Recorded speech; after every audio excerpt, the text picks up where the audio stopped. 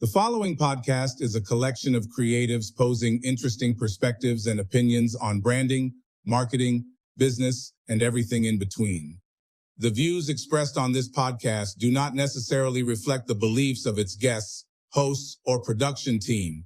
The names, circumstances, and situations discussed are about 98% fictitious, with the primary intent to protect the guilty.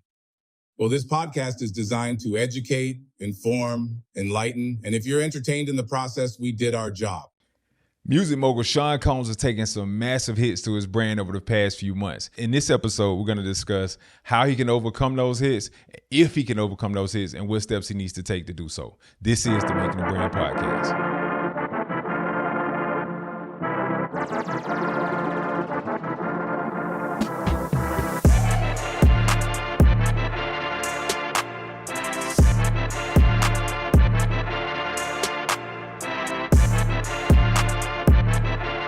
Good morning, good evening, good afternoon, wherever you are in the world today. I want to welcome you to the Making the Brand Podcast. I am Jarvis Releford, and this is Divine. Divine what? Divine. Is that your government? That's my government. That's your government. Absolutely. So we got Divine filling in today for Kris. She's on vacation. She'll be back next week. But so we got Miss Divine in the building. That's me. How you Hello. doing? I'm good. How are you? I'm good. All So right. good to have you here today. Thank you. I'm happy to be here. You're happy to be here. I love your show. Thank you. It's amazing. I love your show. Thank you. Good. So talk to me. What you got going on? Like, what's going on in your world right now? Well, you know, real estate is popping, so Okay. I'm out slinging houses. Slanging door. I mean, okay. Door to door. Door to door, slinging doors. Slinging doors. Okay. Slinging houses. Okay. Also working on a book. Okay. So, you know, I'm in the end stages of it, so Okay. I can't tell too much about You it can't talk right about now. But I am looking forward what's to the name the of the book? launch. I don't have a title yet. We'll name I'm this book torn later. between a few titles, and they're all hot. That's why it's hard to decide. You want to talk about it? No, not right now. Okay. Yeah, I wouldn't talk about it either. I wouldn't talk about it either. It's under construction. It's under construction. Yeah, Okay. yeah. I'm hoping to launch it by July. We're doing a book signing the whole night. Absolutely. Book tour, everything. Okay. Listen, I'm excited. What's the Can we? The premise of it is narcissism. It's going to be, which is a hot topic these days. It is a hot topic, It's a hot topic. and these days. I feel like people don't know. I feel like people don't really know the real meaning of narcissism. They have no idea. I think no idea. I think society has overused the term. I think that it's abused. Used and abused and sprinkled on Right. words like parsley. So you are a narcissism expert. Absolutely. Hands down, subject matter expert on narcissistic personality disorder. Okay. Mm-hmm. Cool. Yeah, We got to talk about this. we will. We might not make it to our topic today. We We're will, gonna we talk will. about this. I need to know about this narcissism. I want to know how narcissism plays a role in entrepreneurship, business ownership. because Oh we my see goodness. Listen, all types of tendencies. listen, there are people that are working for narcissists right now and don't know what to do. There's people with narcissistic parents. Yeah, so it's a thing. It's a real thing. I don't know. I just don't think narcissism is as prevalent as people make it seem to be. Most time, women break up with a dude. Oh, what happened to y'all? Oh, he was a narcissist. Exactly. And to me, that's a cop out. It's an easy way Yeah. out. Well, the problem is the word is so it's largely understood and largely overused. So it desensitizes the real meaning of it. Right. Yeah. I think narcissism is an extreme behavior disorder. It's levels to it. It's levels to it on a spectrum. Okay, so let's just throw a number out, like on a scale of 1 to 10. I think we all have narcissistic tendencies. Correct. I think we all can be self-centered and egotistical at times. I think we all can experience those things, but I just don't know if I've ever come in contact with a real life, maybe one real life narcissist. You know, rumor has it, I've heard some things that Diddy was a narcissist. Speaking of Speaking of Diddy. So I think I don't know him, so I can't comment. I've never been around him. Thank God. You know what I'm saying? I've never been around him. But the things that we're hearing, the things that we're reading, the things that we're seeing, and again, it's all hearsay. And I never want this pod to be about like pop culture. But so from a branding perspective, from a marketing perspective, from an entrepreneurial perspective, I think he shows some tendencies. Right. I mean, and based on what you hear, based on what you read, and again, we don't know him personally, right. but just from what his accusations, they're all narcissistic tendencies for sure. And we heard this first, like back in 95, 96. I recall Suge Knight saying, if you don't want your CEO all up in your music videos, dancing, and what is it he said? Yes, I remember that like it was yesterday. Right. The red suit at the Source Awards. Right. I remember that. Again, you know what I remember most about it? When he came out and he had the bulletproof vest on and he was holding his son in the air. Like, don't shoot me, shoot him. Like, so yeah, that's what I remember the most. That's an extreme sign of narcissism. It is. I will sacrifice anybody. It is. To get what I want. That's crazy.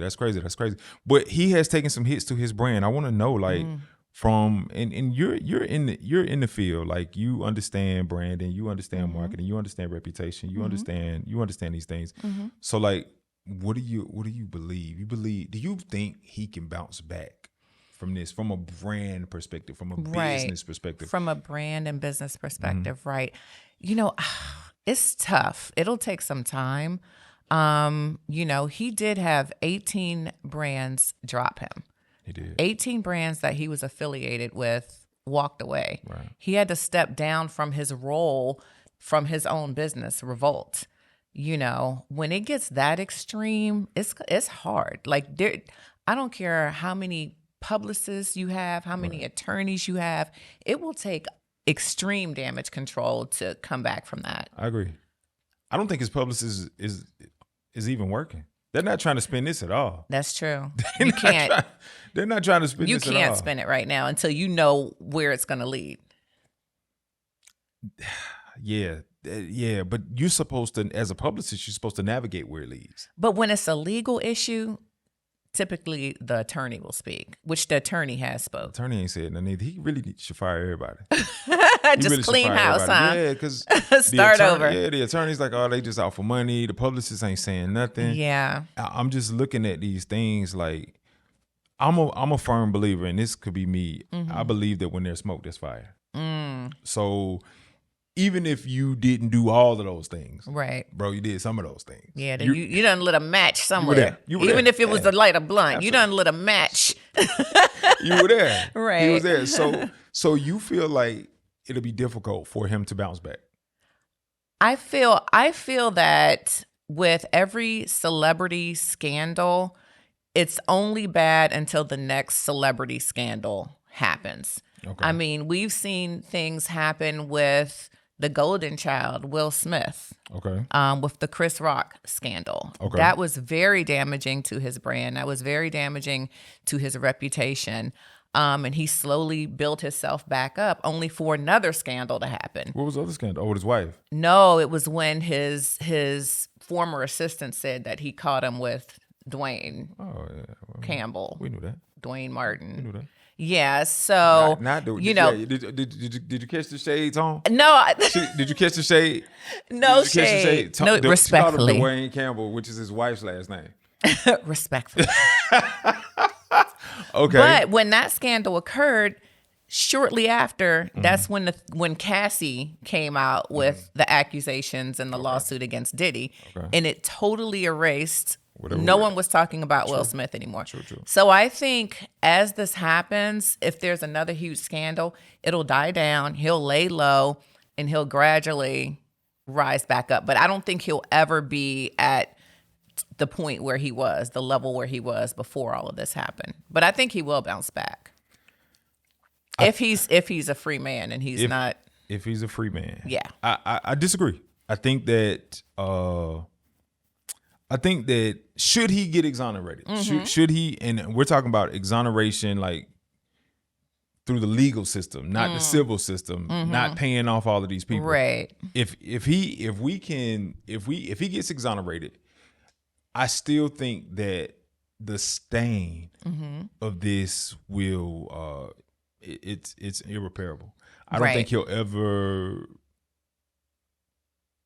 You're not signing any more artists. Nobody's signing to him. Nobody's trusting him with their careers anymore. Right. Nobody's getting in the studio with him anymore. Nobody's going into business with him anymore. Nobody's going to want him.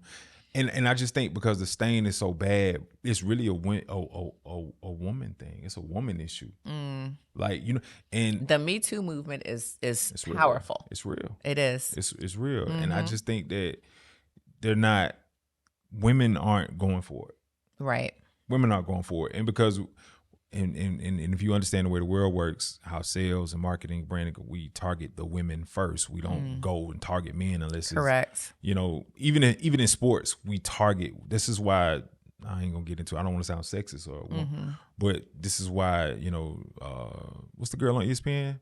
Malika Andrews has a job. You know what I'm saying? Beautiful girl. So we bring women in to bring them in, and so I think because of that, I just don't see him ever returning to greatness. I think had this not happened, he would have rolled into the sunset and been on top. True. I think he would have rolled into the sunset and been on top. I think, but let's just say in the event that he is exonerated legally, I'm sure he's gonna have to pay more people off. I think that he has to. I don't know. He done killed folks. Like, this nigga killed niggas. What? His wife, he done killed his wife, killed poor. Like, I don't see it. You can't say that. I don't see it. I saw an interview with the Locks, and it was like, everybody that could vouch for you is dead. Right. Is dead. And that's why I'm not going to say nothing, because I'm not trying to come up missing. I'm going to watch what I say today. I don't make enough money. I don't make enough money. I hope he bounces back. I do. Yeah. I do. And you never want to see a man fall the way that he's falling. But I just don't. I think he's done. Yeah, but also he's in his 50s. So once you get at the peak of your career, you're gonna start to dwindle downward as you get up there in age. When you hit half a century, right? You start kind of going downhill.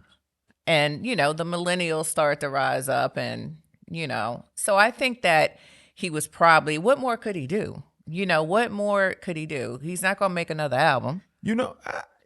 So his last album was dope. It was. But the scandal, I've never heard anything on the radio. He had a few records. Nothing's on the radio now. Yeah, but even it was released, and shortly after it was released, the lawsuit came out. Yeah. So it's and then most of his album was mainly features. So I mean, he's not a rapper, he's not a singer, he's not a producer. He's just a dude. He is all of that. He's none of that. He's a producer. He's none of that. He brings those people together. He's a middleman. He's a middleman. He brings those people together. He doesn't produce. He's the guy in the studio like, yo, that sounds good. Take that. Right. All right, my turn. Let me jump in. All right. Diddy. That's that. But he's not a rapper. Nah. I loved his last album. Yo, it was amazing. I loved his last album. Yeah. And I think musically he probably still had more in the tank. Yeah, and he's good at locating and managing talent also. He's very good at that. Yeah, on the surface. Yeah. On the surface, I can agree with that. I think he did really good with that project. But now it leads you to believe, what's the extent of those relationships or those features that he had on those projects? Good point. I think his brand is damaged. I think for sure. When we're talking rape, we're talking abuse, we're talking sex trafficking. You won't recover from that. No, it's hard to recover from Rico. Freako. Not Freako. Freako. Yeah. Oh. So I agree. I think it's gonna be. I don't know. God would have to come down and be like, "Hey, it's cool. Yeah, he's good." Yeah, or the president of the Illuminati gonna have to make some, move some mountains and make some things happen. I agree. Yeah, I agree. Somebody said that he didn't pay his Illuminati dues and all this stuff keeps happening to him. It's possible. Do you believe in that? You believe in Illuminati? I do. So you believe that there's a secret society of people that are managing the lives of other people and are providing opportunities and opening doors for people that subscribe to what? Absolutely. What's the cost? Listen, I don't know. They won't return my phone calls, so I don't even know. You got I done left them people 4 voicemails and 10 text messages, Really? and I might be blocked. They left you on red. They left me on red, honey. Damn. Yeah, you don't want that. It's good, God. It's a good thing that they left you on red. Yeah, it is. It's expensive. I know. It's expensive. From what I understand, I don't know if I believe in it. I believe that there is a network of people that can make things happen for you. I believe that the cost of fame has nothing to do with talent. For sure. I think You can be famous with one viral video. right. Yeah. Right. Well, we're talking famous like on a longevity. From a longevity perspective. Like, okay, a viral video, that ain't got nothing to do with the Illuminati. Right. That ain't got nothing to do with the higher society. True. But I think those that aren't talented, that get into, like, think about Nickelodeon kids. Right? The special just came out about them. Did you see that? Ooh. So it's a guy, I don't know his name, Snyder, last name Snyder. And he's really over like all of the shows at Nickelodeon. Okay. All of the teen shows, the teen dramas. Right. And some of the teen stars coming out 10, 15 years later saying that they were victims of sexual abuse. They were victims they were being groomed for sex by this guy. And so I just think even as children, like, how talented could you be as a child? You know what I'm saying? To get on TV, it doesn't require talent anymore. True. It requires how far you're willing to go. Yeah. And it also requires, you can be a gimmick. A gimmick, true. Yeah. True. Back to this narcissism thing. And narcissism and entrepreneurship. So when I see business owners that they do massages, or they do real estate, or they do lending, and they name their company, it's Mike. His name is Mike, and it's lending by Michael, or real estate by Michael, or tacos by Michael. Right.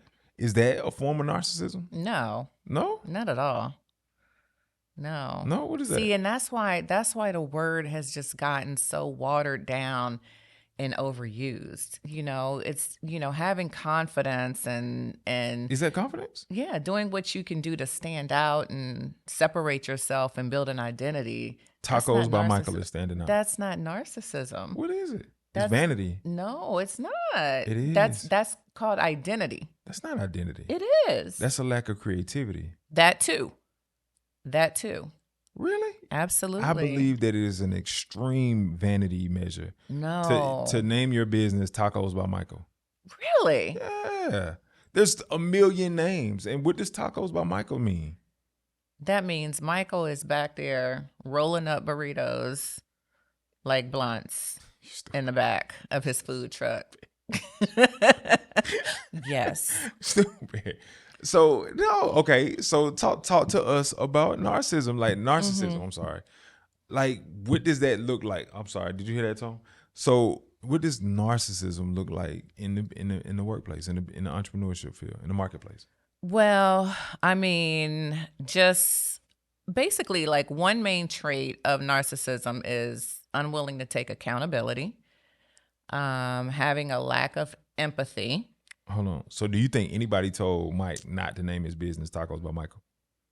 Of course not. Nobody told him not to do that? I mean, someone could have, but, people are sensitive when you're naming your business. And a lot of people friends will let you go out with food in your teeth and not say anything. So they're not going to tell you to change the name of your business, your livelihood. Real friends? Real friends. Would you tell your friend, hey, listen, Michael? I would. Mike. Because I'm an asshole. Mike. Sometimes. And I care. I don't want my friend out walking looking crazy. So you agree that Tacos by Michael sounds crazy? I don't. I think that if it's branded and packaged right with I think, and if Michael is, I would prefer Miguelito. Tacos by Miguel sounds so much better than Tacos by Mike. And I'm not being racist. I'm just saying, from a branding standpoint, Tacos by Miguel sounds better. It's a challenge to not be it's a challenge to not be the only racist on the show. Oh my goodness. Like I'm conflicted right now. We're talking making the brand Making here. the brand, right. So if you're gonna have, if you're gonna have a taco, it's gonna have to sound Mexican. Okay. Yeah. Okay. So what about hamburger? What about ribs by Mike?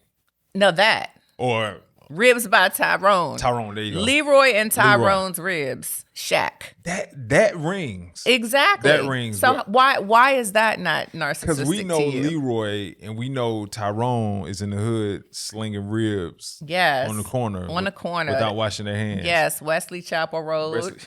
With that big smoke grill. You can smell the smoke from 45 minutes away. Follow the cloud of smoke. Right. So right. we know that they got a good product. Yeah. But just jumping out tacos by Michael. But what if it was Miguel's Miguel's Tacos? Tacos. Wouldn't that sound better? I agree. Miguel's Tacos. Yeah. In my racist world, Miguel's Tacos. Right. Marketing. Yes. I don't know. I have a problem with it. But most real estate agents, right? I'm a real estate agent. Most of us brand ourselves with our name. And that's why we have pictures on our cards. Absolutely. So keep having a brand with your face attached to it in the real estate business is essential. I agree. We're one of the few industries, careers where we put our pictures on our cards. You have to. Yeah.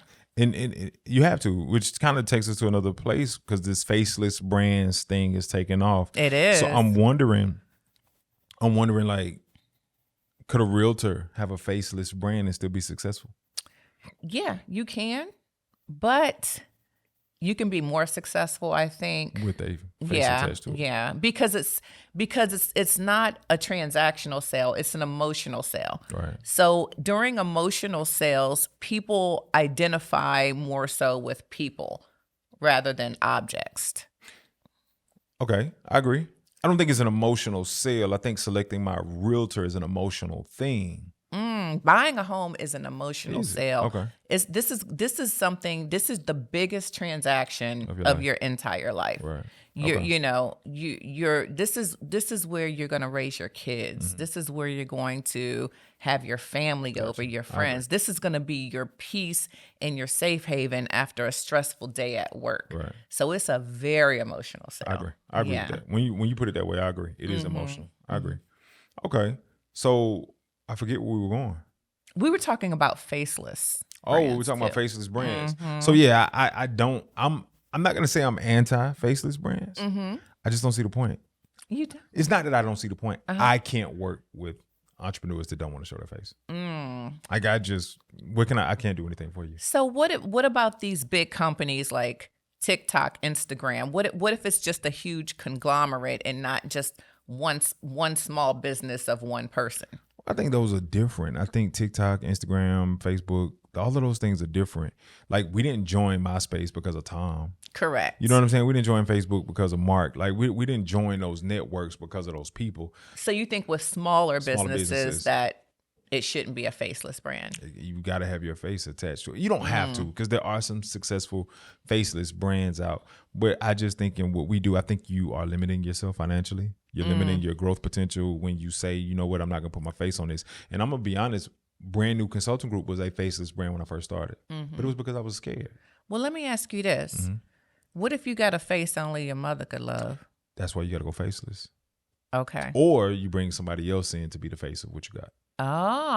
Okay. So good point. Good point. We're really But big. Who decides? You got to be honest with yourself.